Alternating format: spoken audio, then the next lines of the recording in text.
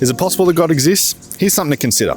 Firstly, whatever begins to exist has a cause. You know this. Things just don't pop in and out of existence. I'm not just standing here and a Big Mac's just not going to pop into my hands, despite the fact that that would be cool.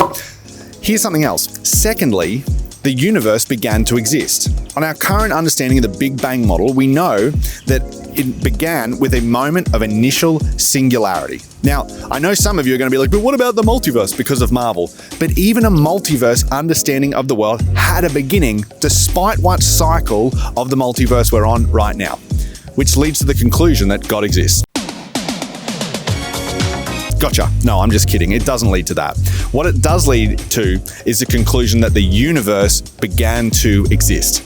Now, I'm not saying that God caused the universe, but whatever did cause it has to be spaceless, timeless, immaterial, and unimaginably powerful. Make the comments section a whole bunch of questions that this raises for you. Run the intro.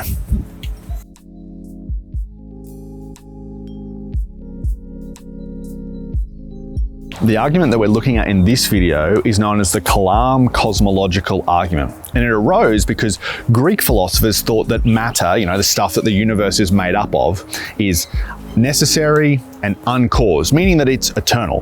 Whereas Hebrew thinkers thought that matter was actually created at a point in time in the past.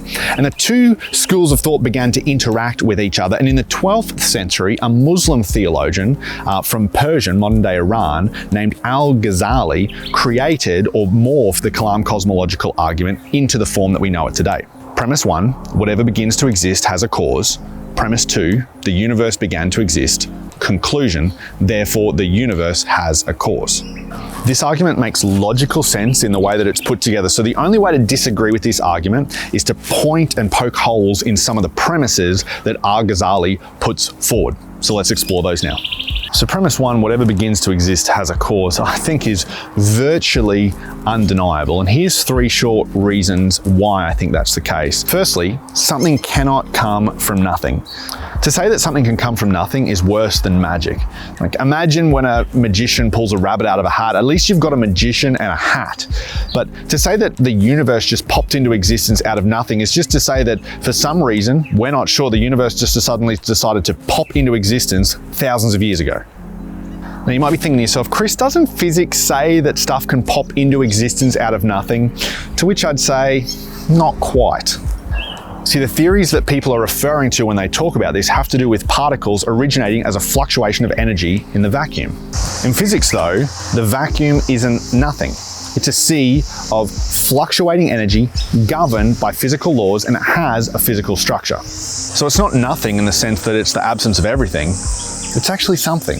Another reason that premise 1 is virtually undeniable is that if something can come from nothing, well then why doesn't everything? Why doesn't Beethoven and bicycles and beer just all pop into existence? Which leads to the final reason to think that premise 1 is undeniably true, is experience tells us it's true.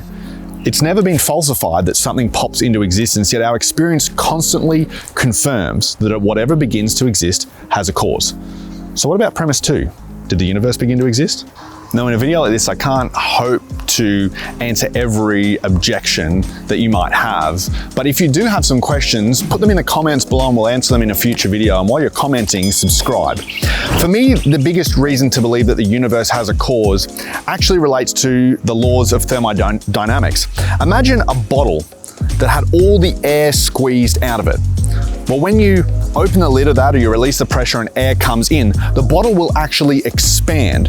And the reason it's expanding is because air's filling it, but air's filling it in a disorderly way.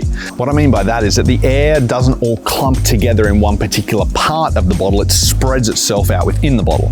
Now, if you think about that in terms of the universe, our universe is moving towards a state of disorder, which means that we'll eventually experience heat death in millions of years' time. The problem is though, if the universe has existed eternally, why haven't we already experienced heat death? I think that leads us to reasonably conclude that the universe does indeed have a cause, and the cause of the universe must be uncaused. And because it created space and time, it must transcend space and time, meaning it has to be spaceless and timeless.